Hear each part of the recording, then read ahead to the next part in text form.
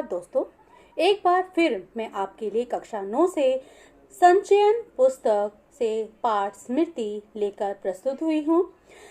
स्मृति पाठ के लेखक श्री राम शर्मा जी हैं और इन्होंने जो है इस कहानी को अपनी स्मृतियों, अपने जीवन की स्मृतियों के ऊपर लिखा है।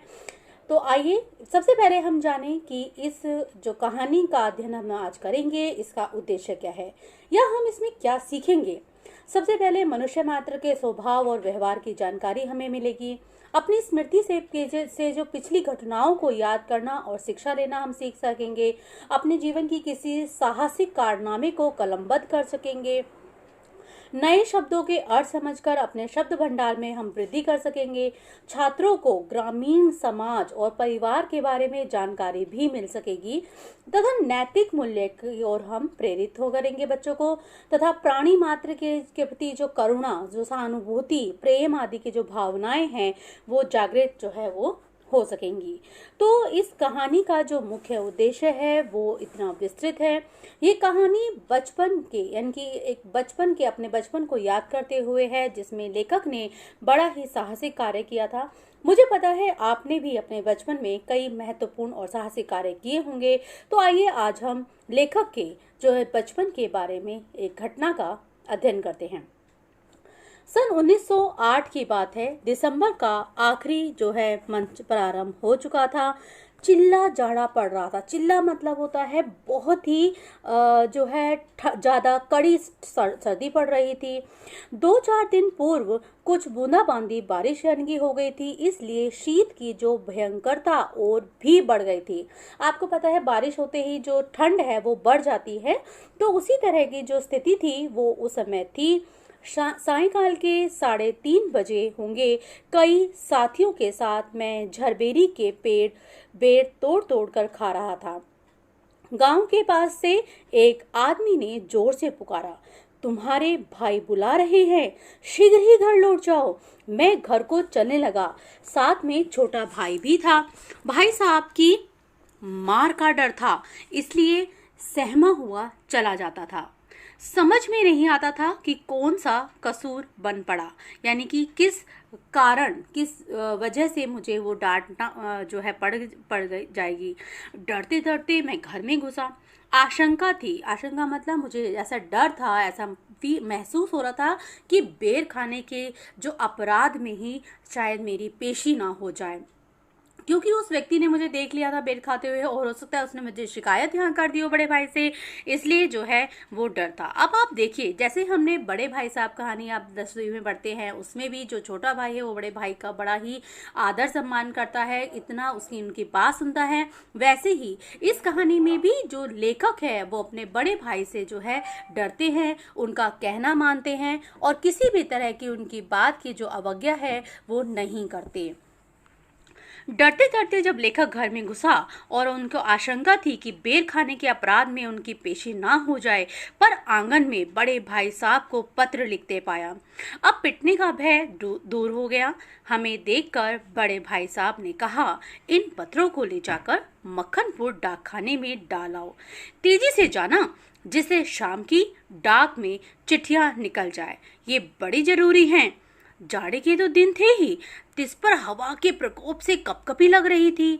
हवा जो है मज्जा तक ठिठुरा रही थी। मज्जा क्या होती है? मज्जा होती है जो हड्डी के भीतर जो मुलायम भाग होता है, पदार्थ होता है, उसे मज्जा कहते हैं। ओके, इसलिए हमने कानों को धोती से बांधा। माँ ने भुंजाने के लिए थोड़े चने एक धोती में बांध दिए। भुंजाने मतलब भुने हुए चने जो थे वो धोती में बांध दिए। हम दोनों भाई अपने अपना डंडा लेकर घर से निकल पड़े। उस समय उस बबूल के डंडे से जितना मोह था उतना उस उम्र में राइफल से भी नहीं। यानी कि मुझे उन्हें जो डंडा जो था बच्चों बहुत अच्छा लगता था। और इतना तो राइफल क्या होती है, राइफल एक तरह की बंदूक होती है, और वो कहते हैं कि हमें जो ऐसा लगता था कि डंडा हाथ में लेते ही हमारी जो हिम्मत थी वो बढ़ जाती थी। मेरा डंडा अनेक सांपों के लिए नारायण वाहन हो चुका था। नारायण वाहन का अर्थ क्या है यहाँ पे? देखो, जो नारायण है, भगवान विष्णु है, उनके जो वाहन है वो है गरुड़ देव। तो ऐसा लगता था कि ये जो डंडा है ये गरुड़ का रूप धारण कर लिया है, जो अनेक सांपों को जो है मार सकता है। ठीक है, तो आप देखेंगे इस चित्र में भी बड़े भाई साहब डाकखाने में चिट्ठियां डालने का कार्य दे रहे हैं, और जो छोटे भाई हैं उन्होंने कोई आनाकानी नहीं की और वे जो है मक्खनपुर डाकखाने की ओर चल दिए। मक्खनपुर के स्कूल और गांव के बीच पड़ने वाले आम के पेड़ों से प्रतिवर्ष उससे आम झुरे जाते थे। आम झुरे जाने का क्या अर्थ है? तोड़े जाते थे। तो इस कारण वह मूक डंडा जो है सजीव सा प्रतीत हो जाता था। अर्थात जब हम ये जो बच्चे थे वो स्कूल और से जो है स्कूल और गांव के बीच जो है रास्ते में आम के पेड़ पड़ते थे, तो अपने साथ ही डंडा लेके जाते थे और इस डंडे से जो है लगे हुए आमों को तोड़ते थे और इन्हें बड़ा ही मजा आता था। कभी आपने ऐसा किया हो तो मेरे कमेंट बॉक्स में जरूर लिखना। इस कारण वह मूक मतलब जो चुपचाप डंडा है वो सजीव प्रतीत होता था। ऐसा लगता था वो बोलना शुरू कर दिया, वो आम खिलाना शुरू कर दिया, वो आम तोड़ता था। प्रसन्न वदन मतलब प्रसन्नचित, जो प्रसन्न चेहरा यानी कि खुश चेहरा हम दोनों जो है मक्खनपुर की ओर तेजी से बढ़ने लगे। चिट्ठियों को मैंने टोपी में रख लिया क्योंकि कुर्ते में जेबें न थी। तो आपको पता है कि टोपी हम सर पे पहनते हैं बच्चों, तो उन्होंने क्योंकि कुर्तों में जेब नहीं थी तो उन्होंने टोपी पे के जो नीचे है वहां पर उन्होंने जो है अपनी चिट्ठियां रख ली।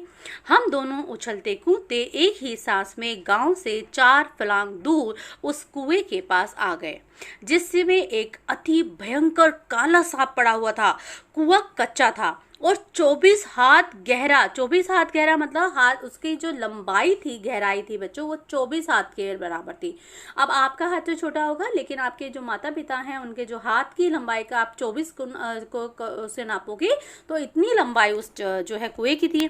उसमें पानी नहीं था, यानी कि कुएं की क्या विशेषता बताई गई? कुआं कच्चा है, कुआं 24 हाथ गहरा है और उसमें कोई पानी भी नहीं था।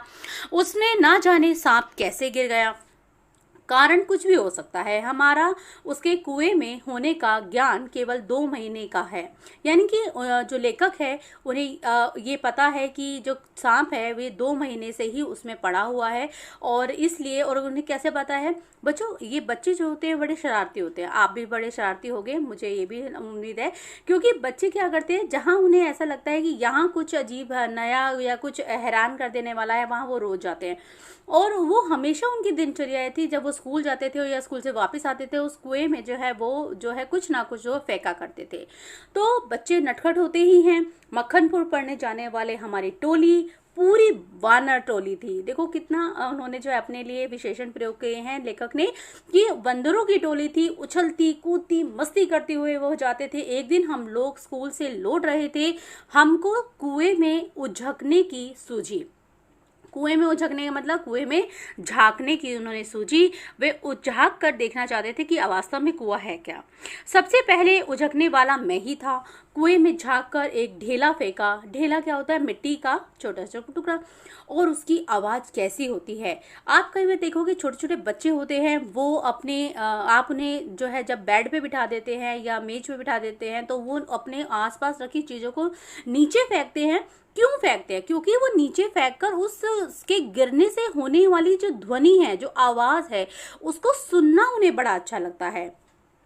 तो ऐसे ही उन बच्चों का भी था कि कुएं में जब पत्थर या ढेला गिरे तो उसकी आवाज कैसे आती है, इसी सुनने की जो चाह थी उसमें उन्हें कहीं ना कहीं जो है आगे बढ़ा दिया। उसके सुनने के बाद अपनी बोली की जो प्रतिध्वनि है, इनकी आवाज, जो आपको पता है कुएं में जब हम बोलते हैं तो हमारी जो आवाज है वो प्रतिध्वनि हमें वापस सुनाई देती है, वो भी इच्छा उन्हें थी। पर कुएं में जो ही उन्होंने ढेला डाला, त्यों ही एक फुसकार सुनाई पड़ी। फुसकार क्या होती है? जो सांप था वो फुसकारता है, तो उसकी आवाज जो है उन्हें सुनाई पड़ी।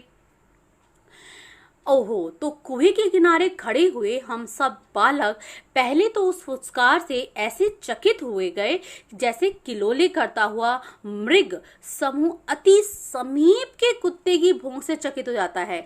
यानी कि जब आप देखोगे कितनी सुंदर उन्होंने अपने लिए बात कही है कि जो छोटे छोटे मृग जो होते हैं वो बिल्कुल ऐसे मासूम से होते हैं, और जब वो अपने आसपास कुत्तों की जो भौंकने की आवाज सुनते हैं तो वो एकदम से सचेत हो जाते हैं और चकित हो जाते हैं और भागने की कोशिश करते हैं। तो जब उन्होंने कुएं में ढेला फेंका और वहां से फुसकार की आवाज सुनी तो सब एकदम से हैरान हो गए कि इसमें कुछ तो है जो फुसकार रहा है। उसके उपरांत सभी ने उछल उछल कर एक ढेला फेंका। कुएं से आने वाली क्रोधपूर्ण फुसकार पर कह कहे लगे और सब हंसने लगे। सब हंस रहे थे और उन्हें बड़ा मजा आ रहा था। गांव से मक्खनपुर जाते और मक्खनपुर से लौटते समय प्राय प्रतिदिन ही कुएं में ढेले डाले जाते थे। मैं तो आगे भागकर आ जाता था और टोपी को एक हाथ से पकड़कर दूसरे हाथ से ढेला फेंकता था। यह रोजाना की आदत थी। अब बच्चों देखो, कोई कभी कभी जो आदत होती है जो हमारी रोज की हो जाती है उससे हम जो है अपने आप को अलग नहीं कर पाते और वो आदत हमें कहीं ना कहीं भी मुसीबत में डाल देती है। और अगर अच्छी आदत है तो बहुत अच्छी बात है, लेकिन अगर गलत आदत है तो हमें इसके लिए अपने आप को सचेत करने की आवश्यकता है। और लेखक के साथ भी कुछ ऐसा ही हुआ। सांप से फुसका करवा कर लेना तो मैं उस समय बड़ा काम समझता था। इसलिए जैसे ही हम दोनों उस कुएं की ओर निकले, कुएं में ढेला फेंक कर फुसकार सुनने की जो हमारी आदत, जो प्रवृत्ति थी, वो हमारी उत्पन्न हुई। और वो जा कहाँ रहे थे? वो मक्खनपुर जा रहे थे, डाकखाने में चिट्ठियां डालने जा रहे थे। और इस समय क्या हुआ, उन्हें लगा अरे अरे जाते जाते मक्खनपुर जाते जाते इस कुएं में एक ढेला तो फेंक ही दे, फुसकार तो सुन ही लेते हैं। और ये तो उनकी रोज की आदत थी। मैं कुएं की ओर बढ़ा, छोटा भाई मेरे पीछे ऐसे हो लिया जैसे बड़े मृग जो शावक के पीछे छोटे मृग शावक होते हैं। तो जो मृग शावक का क्या अर्थ होता है? मृग शावक होता है हिरण का बच्चा। तो छोटे बड़े मृग हिरण के बच्चे होते हैं, उनके पीछे छोटे छोटे हिरन के बच्चे चल लेते हैं। तो मेरा छोटा भाई भी ऐसे चल लिया। कुएं के किनारे से एक ढेला उठाया और उछलकर एक हाथ से टोपी उतारते हुए सांप पर ढेला गिरा दिया। पर मुझे तो बिजली सी गिर पड़ी मुझ पर। सांप ने फुसकार मारी या नहीं, ढेला उसे लगा या नहीं, यह बात अब तक स्मरण नहीं। टोपी के हाथ में लेते ही तीनों चिट्ठियां चक्कर काटती हुई कुएं में गिर रही थी। और गिरती हुई चिट्ठियां देखकर जो लेखक था वो सब कुछ भूल गया कि ढेला नीचे लगा या नहीं और फुसकार सांप ने मारी या नहीं, लेकिन उसे ये याद रहा कि उसकी जो चिट्ठियां थी वो अब कुएं में गिर रही थी। अकस्मात अचानक ही जैसे घास चरते हुए हिरन की आत्मा गोली से हत होते पर निकल जाती है और वह तड़पता रह जाता है, उसी भांति वे चिट्ठियां क्या टोपी से निकल गई। मेरी तो जान ही निकल गई। उनके गिरते ही मैंने उनको पकड़ने के लिए एक झपट्टा मारा, एक कोशिश की, ठीक वैसे ही जैसे घायल शेर शिकारी को पेड़ पर चढ़ते देख उस पर हमला करता है।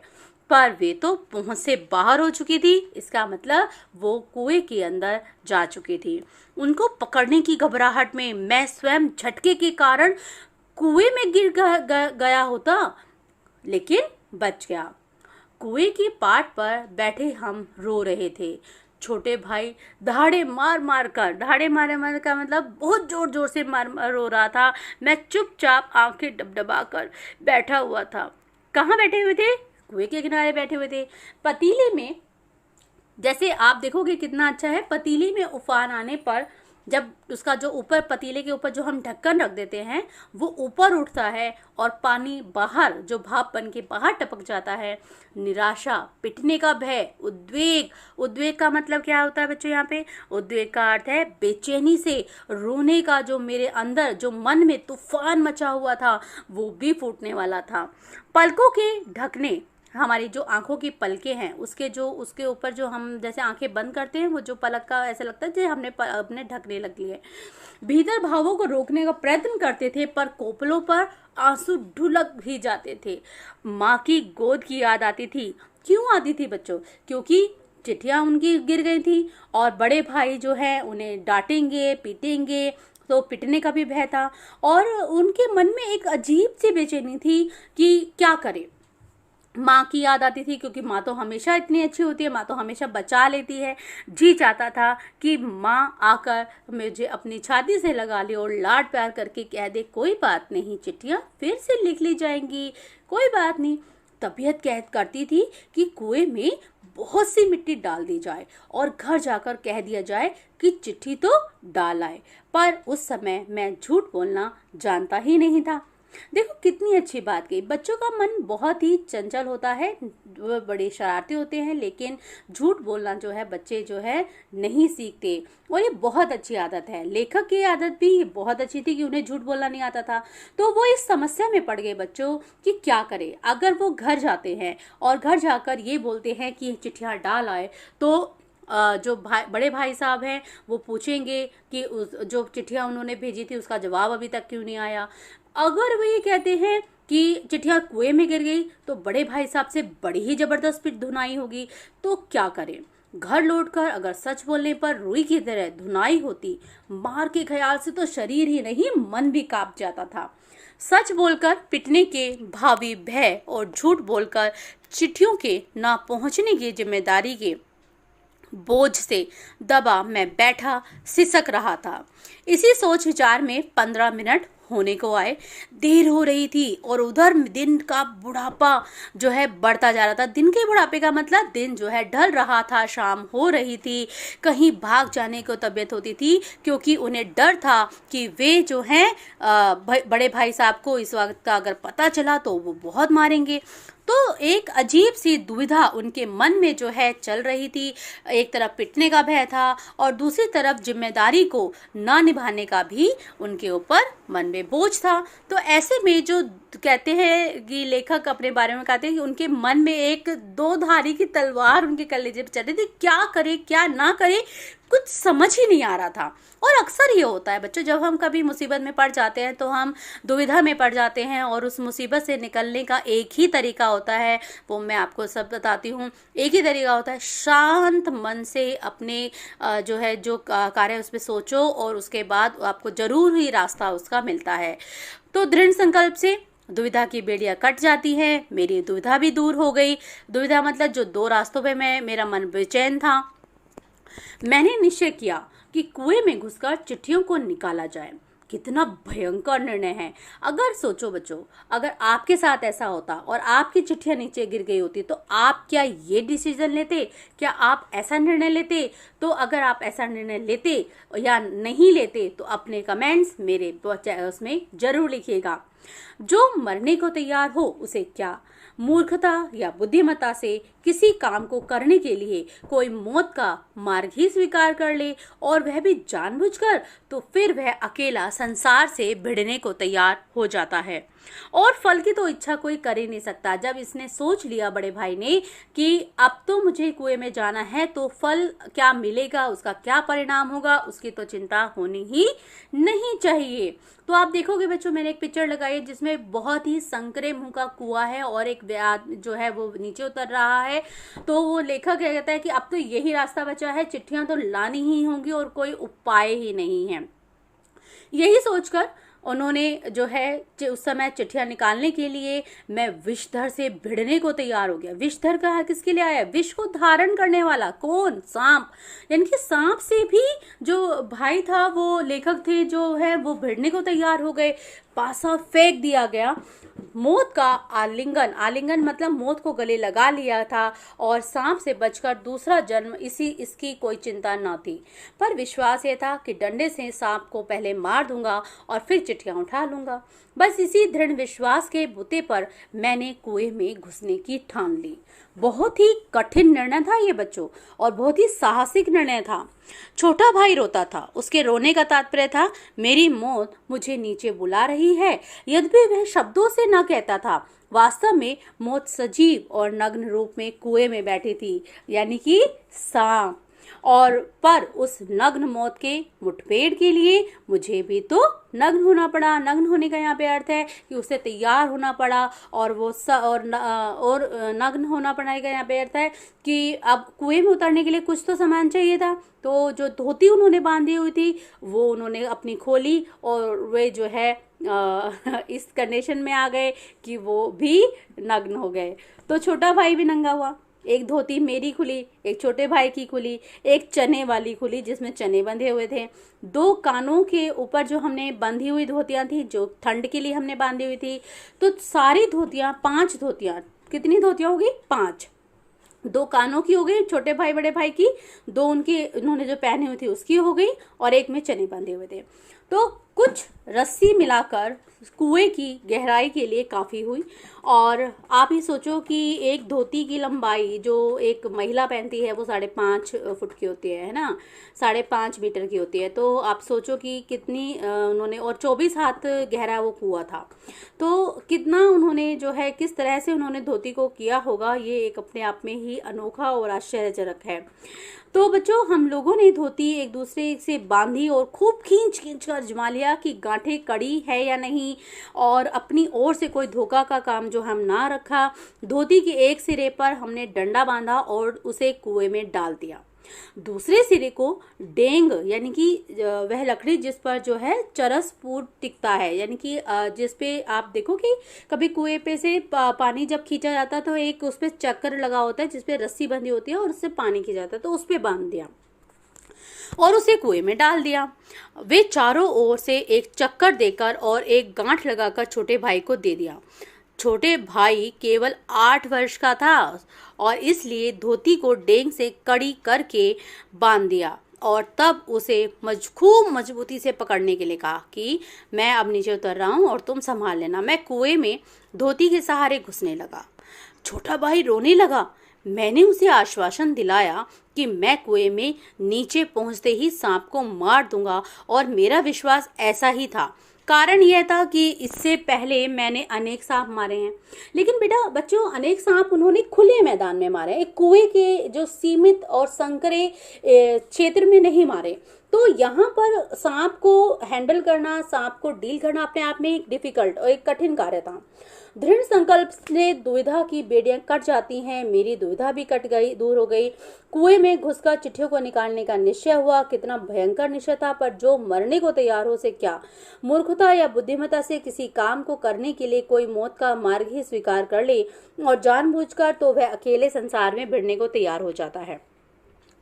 तो बच्चों, छोटा भाई रोता था। उसे रोने का तात्पर्य था कि मेरी मौत, और इस प्रकार आप देखोगे। इसलिए कुएं में घुसते समय मुझे सांप का तनिक भी भय ना था। उसको मारना मेरे बाएं हाथ का खेल था। बाएं हाथ का खेल का मतलब है कि वो सांप को बड़ा आसान समझ रहा था कि ये तो मैं फटाफट से कर सकता हूँ। कुएं के धरातल से जब 4-5 गज दूर रहा हूँगा, मतलब जब मैं बहुत कम दूरी थी कि कुएं के धरातल पे पहुंचने पे, तब ध्यान से नीचे को देखा। अक्ल चकरा गई। सांप फन फैलाए धरातल से एक हाथ ऊपर उठा हुआ लहरा रहा था। पूंछ और पूंछ के समीप का जो भाग था पृथ्वी पर था, और आधा अग्र उनके आगे वाला भाग जो था बेटा ऊपर था और मेरी प्रतीक्षा कर रहा था। नीचे डंडा बंधा था। मैंने उतरने की गति से जो इधर उधर हिलता था, उसी के कारण शायद मुझे उतरते देख सांप घातक यानी कि चोट के आसन पर बैठा था। सपेरा जैसे बीन बजाकर काले सांप को खिलाता है और सांप क्रोधित हो फन फैलाकर खड़ा होता है और फुंकार मारकर चोट करता है, ठीक उसी प्रकार सांप तैयार था। उसका प्रतिद्वंदी का क्या अर्थ है? प्रतिद्वंदी मतलब विपक्षी, जो उसके अपोजिट में है, यानी कि एक तरफ सांप है और दूसरा विपक्षी कौन है? लेखक है। मैं उससे कुछ हाथ ऊपर धोती पकड़े लटक रहा था। धोती डेंग से बंधी होने के कारण कुएं के बीचों बीच लटक रही थी और मुझे कुएं के धरातल की परिधि के बीचों बीच उतरना था। इसके मानने थे सांप से 1.5-2 गज नहीं दूरी पर पैर रखना, और इतनी दूरी पर पैर रखते ही सांप जो है वो चोट करता। तो स्मरण रहे, याद रहे कि कच्चे कुएं का जो व्यास होता है बच्चों, जो उसकी चौड़ाई होती है बच्चों, वो बहुत ही कम होता है। नीचे तो वह 1.5 गज से अधिक होता ही नहीं है। ऐसी दशा में कुएं में मैं सांप से अधिक 4 फुट की दूरी पर रह सकता था, वह भी इस दशा में जब सांप मुझसे दूर रहने का प्रयत्न करता। पर उतरना तो था कुएं के बीच में, क्योंकि मैंने साधन जो है बीचों बीच लटकाया था, क्योंकि ऊपर जो वो थी वो डेंग बीच में लटकी हुई थी और वहीं से उन्होंने जो है धोती लटकाई थी। ऊपर से लटकाकर तो सांप नहीं मारा जा सकता, उतरना तो था ही। थकावट से ऊपर चढ़कर भी नहीं जा सकते थे। अब तक अपने प्रतिद्वंदी को पीठ दिखाने का निश्चय नहीं किया था। यानी कि अभी भी उन लेखक के मन में पूरी हिम्मत थी, पूरा साहस था कि मैं सांप को जो है मार कर जो है चिट्ठियां उठा लूंगा। यदि ऐसा करता तो कुएं के धरातल पर उतरे बिना मैं ऊपर चढ़ सकता था। धीरे धीरे उतरने लगा। एक एक इंच ज्यों ज्यों मैं नीचे उतर रहा था, त्यों तो मेरी एकाग्रचित्ता यानी कि ध्यान लगाने के जो ध्यान लगाना होता है वो बढ़ती जा रही थी। किस पे ध्यान लगा रहा था लेखक? सांप पे ध्यान लगा रहा था। दूसरा, चिट्ठियों पे भी देख रहा था कि चिट्ठियां कहाँ पड़ी हैं। मुझे एक सूझ सूझी। सूझ मतलब उपाय। उन्होंने सोचा। मैंने दोनों हाथों से धोती पकड़े हुए मैंने अपने पैर कुएं की बगल में लगा लिए, ठीक है, और दीवार से पैर लगाते हुए कुछ कितना खतरनाक सांप है, कुछ मिट्टी, आप भी डर गए होंगे, कुछ मिट्टी जो है वो नीचे गिरी और सांप ने फू करके उस पर मुंह मारा। मेरे पैर भी दीवार से हट गए और मेरी टांगे कमर से समकोण बनाती हुई लटकती रही। समकोण पता है 90 डिग्री का एंगल। पर इससे सांप से दूरी और कुएं की परिधि पर उतरने का जो ढंग था वो मालूम हो गया। तनिक झूलकर मैंने अपने पैर कुएं की बगल से सटाए और कुछ धक्के के साथ अपने प्रतिद्वंदी के सम्मुख सामने कुएं की दूसरी ओर 1.5 गज पर कुएं के धरातल पर खड़ा हो गया। आंखें चार हुई। आंखें चार होने का मतलब एक दूसरे को उन्होंने बड़ी गहराई से देखा, शायद एक दूसरे को पहचाना। सांप को चक्षुश्रवा कहते हैं। चक्षुश्रवा का क्या अर्थ होता है? आंखों से सुनना। चक्षु मतलब आंख, श्रवा मतलब सुनना, तो आंखों से सुनना। तो सांप को, आपको पता है सांप की कान तो होते नहीं है, तो वो आंखों से ही देखता है और आंखों से ही सुनता है। मैं स्वयं चक्षुश्रवा हो रहा था, यानी कि लेखक भी चक्षुश्रवा होता हो तो सांप तो था ही। अन्य इंद्रियों से मैंने मानो सहानुभूति से अपनी शक्ति आंखों को दे दी हो। सांप के फन की ओर मेरी आंखें लगी हुई थी और वह कब किस ओर से आक्रमण करता है सांप ने मोहनी सी डाल दी थी। मोहनी होता है उस पे जो है एक ऐसी जो है चादर, ऐसे एक मोहिनी होता है जो दूसरों को मोहित कर लेती है, ठीक है, और अपने अनुसार काम करता है। शायद वह मेरे आक्रमण की प्रतीक्षा में था, पर जिस विचार और आशा को लेकर मैंने कुएं में घुसने की ठानी थी कि मैं सांप को मार कर आ जाऊंगा और अपने चिट्ठियां उठा लूंगा, वह तो आकाश कुसुम था।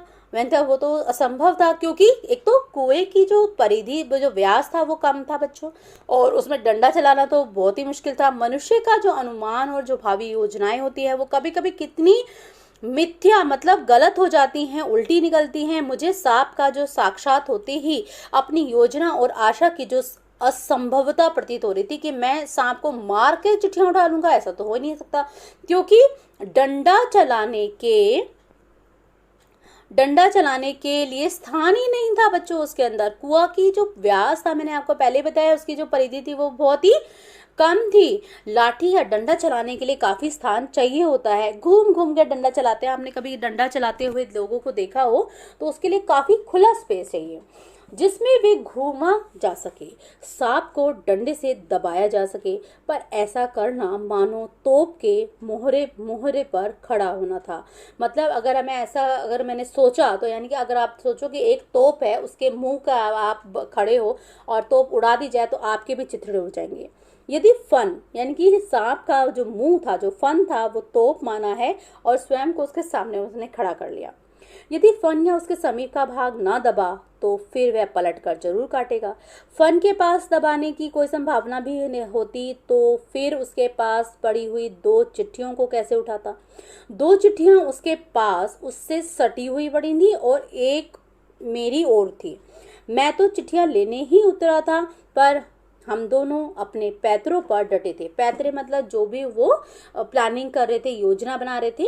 उस आसन पर खड़े खड़े मुझे 4-5 मिनट हो गए। दोनों ओर से मोर्चे पड़े हुए थे, पर मेरा मोर्चा कमजोर था, क्योंकि सांप जो था थोड़ा ज्यादा शक्तिशाली था। कहीं सांप मुझ पर झपट पड़ता तो मैं यदि कुछ करता तो उसे पकड़कर कुचलकर मार देता, पर वह तो अचूक तरल विष मेरे शरीर में पहुंचा ही देता और अपने साथ साथ मुझे भी ले जाता। अब तक सांप ने वार ना किया था। यानी कि सांप का जो सांप विष फेंकता है वो भी जो है अगर हमारी आंख में या हमारे शरीर में पड़ जाए तो वो भी नुकसानदायक होता है बच्चों। इसलिए मैंने भी उस डंडे, देखो मैंने आज जैसे बताया था कि 2 चिट्ठियां उसके पास है सांप के और 1 चिट्ठी जो है उधर लेखक के पास पड़ी है, उसे डंडे से दबाने का ख्याल छोड़ दिया। ऐसा करना उचित ना था। अब प्रश्न था कि चिट्ठियां कैसे उठाई जाए। बस एक सूरत थी, डंडे से सांप की ओर चिट्ठियों को सरकाया जाए। यदि सांप टूट पड़ा तो कोई चारा ना था, और कोई कपड़ा या कुर्ता होता तो शायद मैं इसे डाल के वो चिट्ठियां उठा सकता था, जैसे सांप के मुंह की ओर करके उसे जो है फन को पकड़ लूं। देखो बच्चों, एक तो मेरे को ये सोच के भी है नहीं कि लेखक उस कुएं में, कम दायरे के कुएं में अकेला उस सांप के सामने खड़ा है, ये अपने आप में एक साहस है। और उसको कैसे वो चिट्ठियां उठा के लाएगा, ये अपने आप में एक ऐसा साहस है जो बहुत कम लोगों को देखने में मिलता है। हमारे सामने अगर सांप आ जाए तो हम तो चीख चीख के जो है हालत खराब कर देते हैं। तो लेखक जिस तरह से साहस से उससे जूझ रहा था वो अपने आप में काबिल तारीफ है। तो जिससे सांप के मुंह की ओर जो है फन को पकड़ लूं, मारना या बिल्कुल छेड़खानी ना करना, ये 2 मार्ग थे। सो पहला मेरी शक्ति के लिए बाहर था तो मैं मार तो सकता नहीं था। बाध्य होकर मैंने दूसरे मार्ग को जो है अवलंबन करना, छेड़खानी जो है करना पड़ा। डंडे को लेकर जो ही मैंने सांप की दाईं ओर पड़ी चिट्ठी की ओर सर का बढ़ाया, सांप का फन पीछे से की ओर हुआ और धीरे धीरे डंडा चिट्ठी की ओर बढ़ा। और जो ही चिट्ठी के पास पहुंचा, फुंकार के साथ काली बिजली तड़पी और डंडे पर गिरी। हृदय में कंपन हुआ और हाथों ने आज्ञा न मानी। डंडा छूट पड़ा। मैं तो न मालूम कितना ऊपर उछल गया, जानबूझकर नहीं, यूं ही बिदक कर डर के उछल कर जो खड़ा हुआ तो मैं देखा डंडे के सिर पर 3-4 स्थानों पर पीव सा कुछ लगा हुआ है। पीव मतलब जो लिक्विड जो सांप फेंकता है बच्चों, जहर, वो, और वह विष था। सांप ने मानो अपनी शक्ति का जो सर्टिफिकेट था वो सामने रख दिया कि मैं बहुत ही खतरनाक सांप हूं और मुझसे बच के रहो।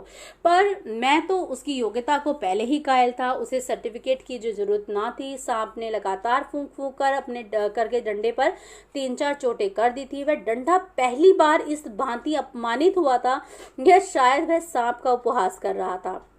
यानी कि जिस डंडे ने इतने सांप मारे थे और आज वह डंडा जो है वो ऐसा लगा वो हार गया। उधर फूंक फूंक कर और मेरे उछलने और फिर कहीं धमाके से खड़े होने से छोटे भाई ने समझा कि मेरा कार्य समाप्त हो गया और बंधुत्व का जो नाता है वो फूंक फूंक और धमाके में टूट गया।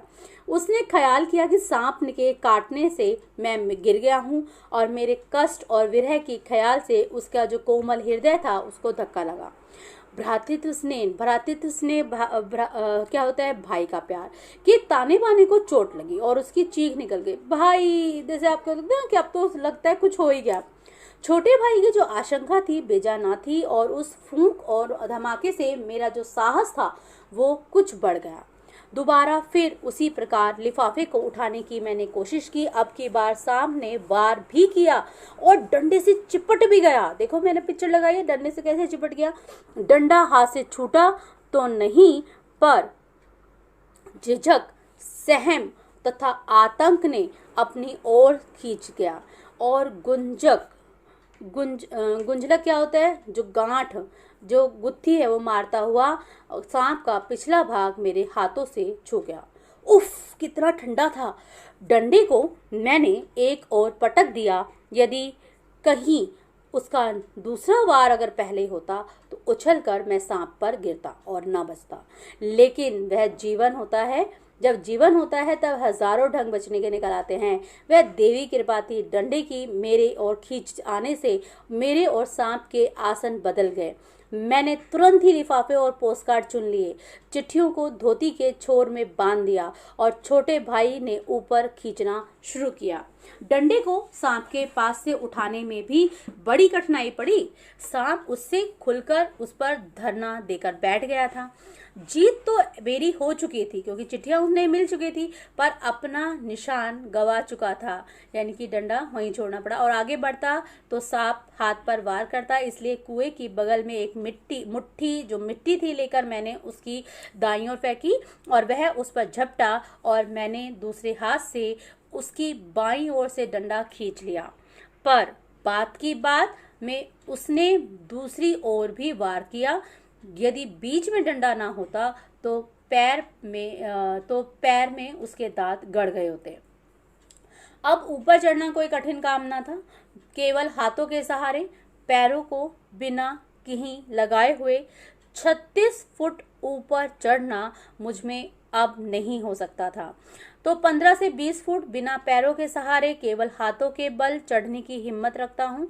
कम ही अधिक नहीं, पर उस 11 वर्ष की अवस्था में मैं 36 फुट चढ़ा। सोचो, जो छोटा भाई था वो 8 वर्ष का था और बड़ा भाई जो है 11 वर्ष का था, यानी कि जो लेखक थे वो 11 वर्ष के थे। और 11 वर्ष की उम्र में इतना महान, इतना साहसिक कार्य अपने आप में काबिल तारीफ है। बाहें भर गई, यानी कि जो हाथ थे वो थक गए, छाती फूल गई, धोकरनी चल रही थी, उनके तेज तेज सांसें चल रही थी, पर एक एक इंच सरक सरक कर अपनी भुजाओं के बल मैं ऊपर चढ़ाया। यदि हाथ छूट जाते तो क्या होता, सोचो। इसका अनुमान करना कठिन है कि वो सीधा नीचे गिरता और सांप का जो है वो डस लेता।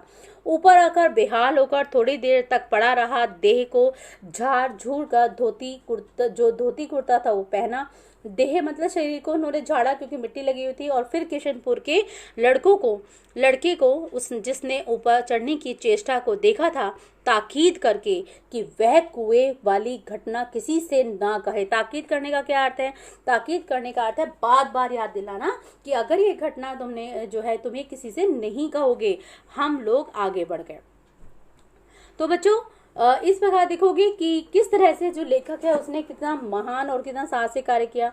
सन 1915 में जब लेखक ने मैट्रिकुलेशन, क्या होता है, 10वीं कक्षा पास करने के उपरांत ये घटना अपनी माँ को सुनाई। सजल आंखों से, मतलब माँ की आंखों में जो है जल आ गया, उनकी आंखें गीली हो गई, नम हो गई। माँ ने मुझे अपनी गोद में ऐसे बिठा लिया जैसे चिड़िया अपने बच्चों को डेने क्या होता है, पंख के अंदर छिपा लेती है। तो कितने अच्छे थे वे दिन। उस समय राइफल नहीं थी, डंडा था, और डंडे का शिकार कम से कम उस सांप का शिकार राइफल के शिकार से कम रोचक और भयानक ना था।